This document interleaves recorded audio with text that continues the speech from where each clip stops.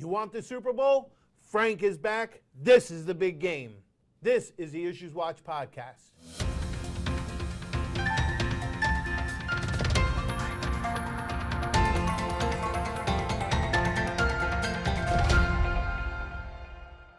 Hello, and welcome to the Issues Watch podcast.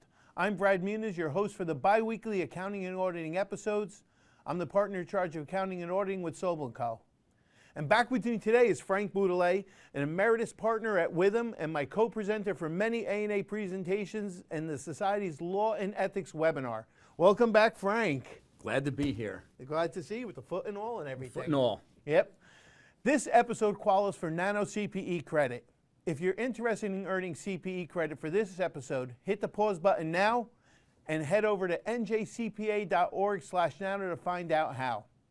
As a quick disclaimer, the views and statements expressed herein are my own and not necessarily those of NJCPA, Sobel & Co, or Witham. Whew, that's a lot. Okay, so fortunately, not a lot with the FASB today, so we're going to go over a little bit, not prior content, but a little bit of reminder and some discussion items. The first one is CECL, not the turtle, but current expected credit losses. Okay? Now, why are we bringing this up? Frank, you just did a presentation on this recently. We've talked about this a lot because it's effective for fiscal years beginning after December 15, 2022. 23. Which means it's effective for 23.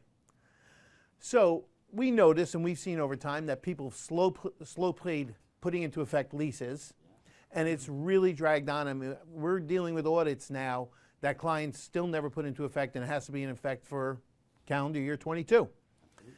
Don't slow play CECL. Start working on this now, because what you're going to be surprised about, particularly with this, is it's going to take some effort to, if not do the calculations, document the processes.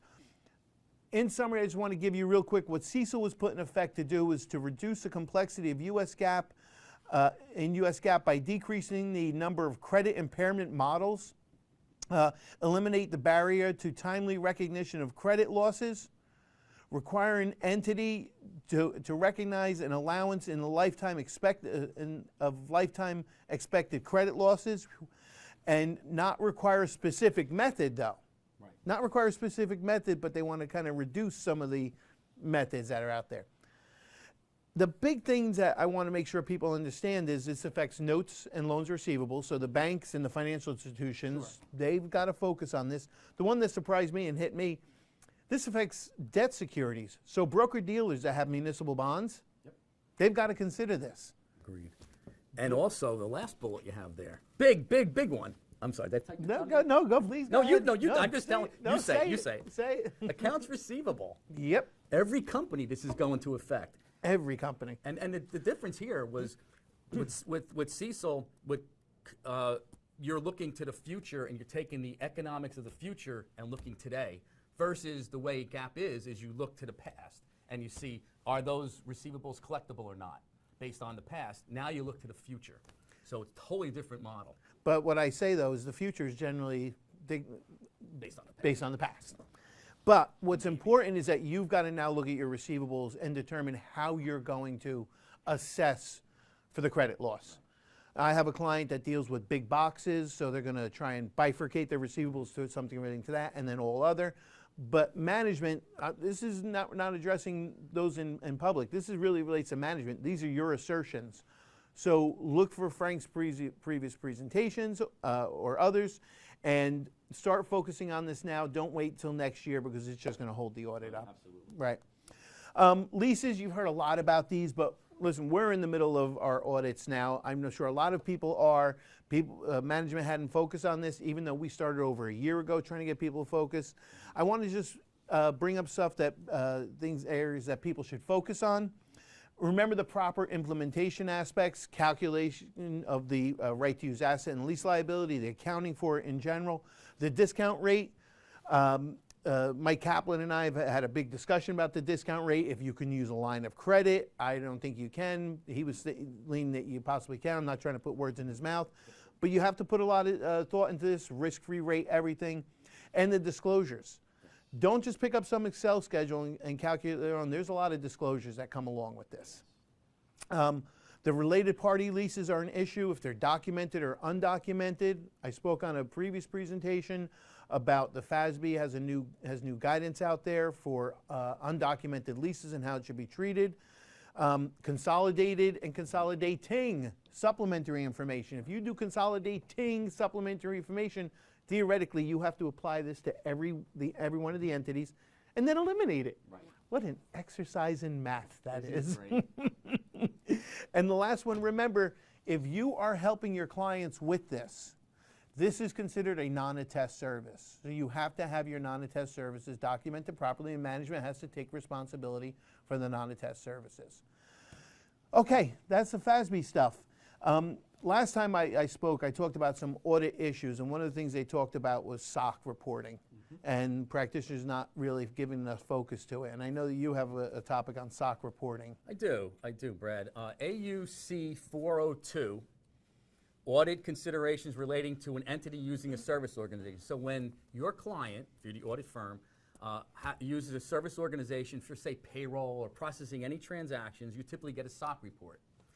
Contained in that SOC report are typically user controls, complement user controls. Those are controls that management of the service organization believes that the auditee or the user firm needs to have implemented in order to be able to rely on the data that you're getting from the service organization. And the reason I bring this up is if those user controls are deemed to be significant, you need to have, the auditor needs to understand those controls and that the design and the implementation is accurate and being done. Which means when you have design and implementation, how do you determine design and implementation? You do a walkthrough. So what's happening is, and I've seen this on peer reviews, where firms are not doing the walkthroughs of the user controls. And when they don't do the walkthroughs on user controls, they are getting written up on their peer review. That could deem the whole entire audit to be non-conforming just because there's user controls. Now, some of those user controls could be password protection. One of them is, for instance, if anyone the service organization could say, you need to restrict certain users. And if they leave, you need to take their password away. Well, if you don't do that, that means if Brad's no longer at the company, he can go in and manipulate data. So as the user, I need to make sure Brad can't do that. So I need to take away his password. So I have to put a control in place to do that. The auditor needs to be able to see, has it been done? So that's a big one right there. And if you're not doing it, you're going to get dinged on your peer review. Right. Remember, a SOC report doesn't mean that you're eliminating audit testing and documentation. You might be reducing audit testing, but not eliminating. And I had a client that went to a new payroll company and because they were saving money and they didn't have a SOC report. Right. So it costs more on the audit then. Right. And also, when you get the SOC report, read it, document that you read it, put information in there to make sure that others can determine that you have reviewed the SOC report and that you've looked at those controls. So that's going to be a big one coming down the pike, especially for ERISA plans. The DOL, they will automatically say it's non-conforming if you don't document those user controls and the implementation thereof. So moving along, we have some SEC stuff, Brad. Now, we've talked about this in the past. If you go back to old ones, the SEC put a couple of committees together. They had one on ESG. There's one on crypto. Compensation. So this one they just came out with is the Small Business Capital Formation Advisory Committee.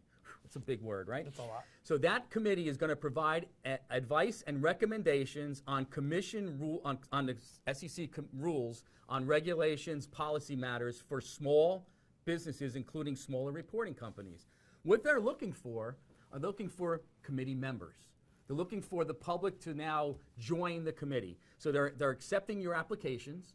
The emphasis that they're looking at are early stage companies. If you have experience with early stage companies, you're a minority and women-owned businesses. They're looking for those folks to join this committee.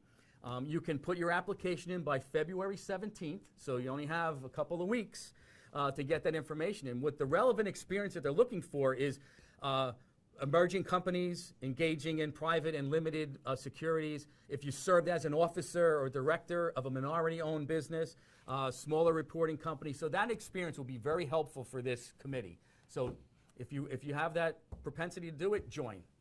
And the last thing I want to talk about from the SEC is, Brett, can you whistle? Whistle for me. then you could be a whistleblower. Yes, the SEC last week came out and they paid out $18 million to 3 whistleblowers. These were the first whistleblower provided the SEC with detailed, significant information that led to the opening of an investigation into fraud scheme. And the 2 others kind of supported that. So if you are at a company and under Dodd-Frank, all public companies have to have a whistleblower program. Not only the public companies, but a lot of the smaller companies are nonprofits have whistleblower programs. Now, I don't know if they pay, but the SEC will pay a whistleblower if it leads to the investigation. And it's typically 10 to 30% of the amount of money that was defrauded of the investors. The money doesn't come from the investors. The money comes from a pool that investor protection fund that are charged to firms that have had fraud, where they find firms, that money goes into that pool. So if you're out there and you see something, say something, and you can earn money. And I think the big thing with this too, as it relates to even audits, I was thinking about is, does your organization have a whistleblower policy? And as it relates to governance, ESG, I have to bring up ESG sometime. ESG, what is the governance aspect of the entity? What's the tone at the top? If they don't have a whistleblower policy, a conflict of interest policy, you know, you have to think about that. And is it a potential fraud risk as it relates to your organization if management's tone at the top is like, we don't care about that stuff. Absolutely. So. Right. No, great information. So thanks, stuff. Frank. Thank you. So in closing, I'd like to remind you about some upcoming NJCPA events. For more on CECL and leases, there's a 4-hour comprehensive accounting and financial reporting update webinar on February 24th, March 21st, and April 21st. Register at njcpa.org/events. And registration is now open for the NJCPA Convention and Expo on June 13th through the 16th in Atlantic City.